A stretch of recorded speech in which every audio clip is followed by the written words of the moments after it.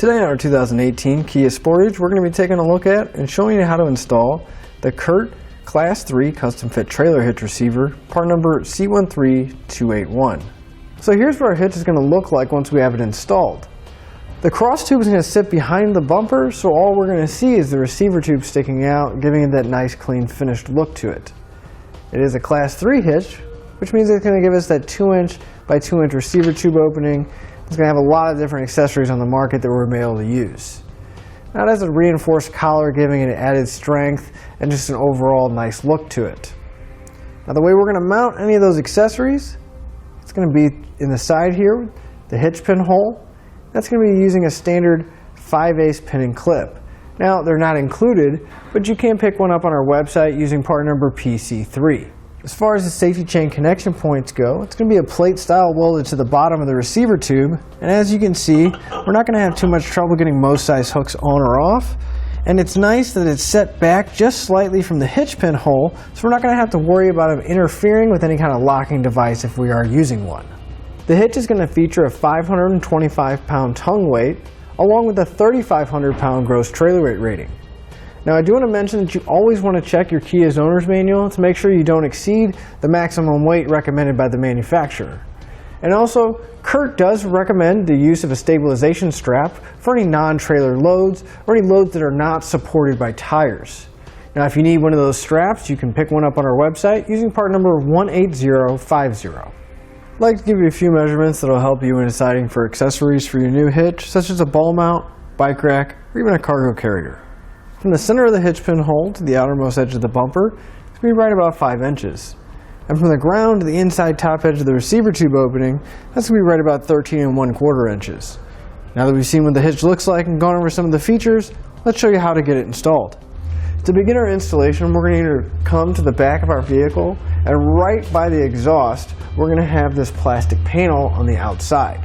Now there's going to be a one on each side, and we're going to remove it. Now in order to remove it, we're going to have 2 push pin fasteners along the edge here. We'll take a flathead screwdriver.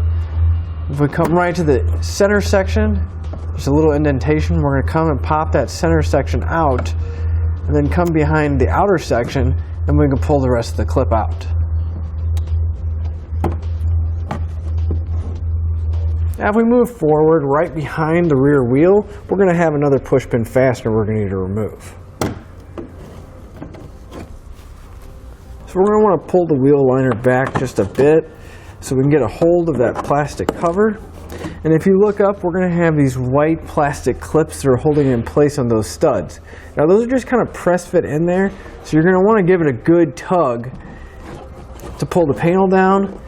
And those clips may come out of the cover, but that's all right.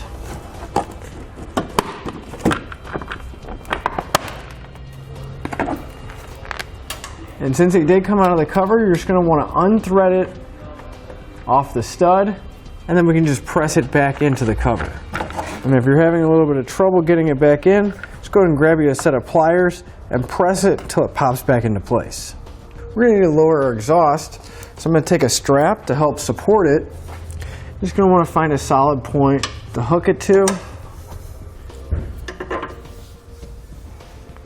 That way when we do lower it, it's not going to come down too far and cause any damage.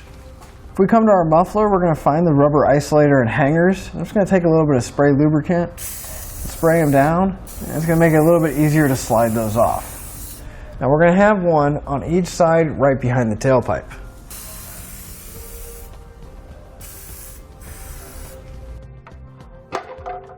And we'll do that for the other one as well. You want to loosen your strap a bit just so that you have a little bit more room. Now, as you can see over here on the passenger side, we really don't have a whole lot of room. The driver's side, we got plenty of room to get the hitch in place, but on the passenger side, it's not a whole lot. And to prevent from scratching our Sportage, we're going to move further up towards the front of the car and find the next hanger and remove that one as well. So it's going to be in front of the muffler, just right by the axle. So again, we can just spray those down and come back with our pry bar and slide them off. Now we have plenty of room to work with and get our hitch in without having to worry about scratching this panel under here.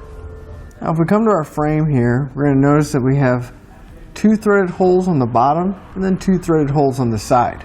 And that's where we're going to attach our hitch.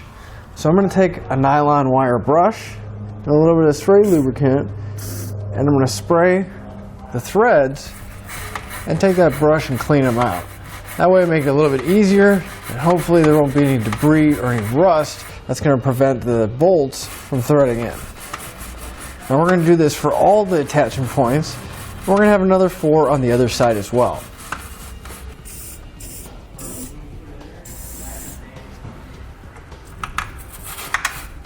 So now with all 4 of our attachment points on each side, I'm going to go over the hardware with you. We're going to have an M10 bolt and a conical tooth washer. Now when we attach this, you want to make sure that those teeth are facing away from the bolt head going towards the hitch, and we'll be threading them into all 4 of the locations on each side. Now with an extra set of hands, we're going to get a hitch in place.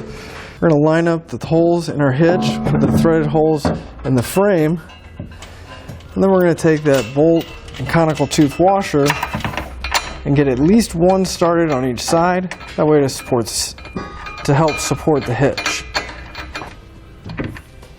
And with the hitch supported, we can get the rest of our hardware in place. Now once we have all of our bolts in hand tight, we're going to come back with a 17mm socket and we're going to snug them all up.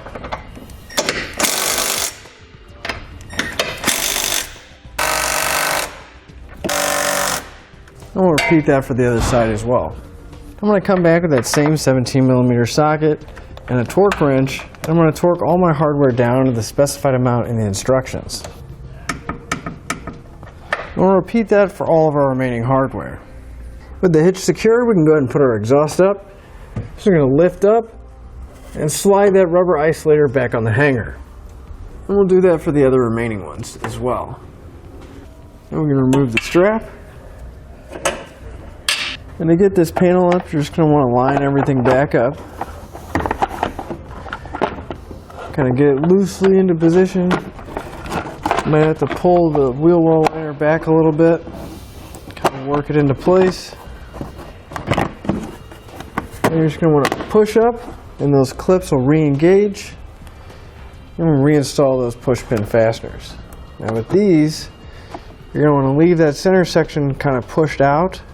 Push in the outer, and then lock it down by pushing that center section in. And we'll repeat that for the other panel. That'll finish up your look at the CURT Class 3 Custom Fit Trailer Hitch Receiver, part number C13281 on our 2018 Kia Sportage. Thanks for watching. Click the link in our description below to shop, learn more, or visit us at etrailer.com. And leave us a comment if you have any questions.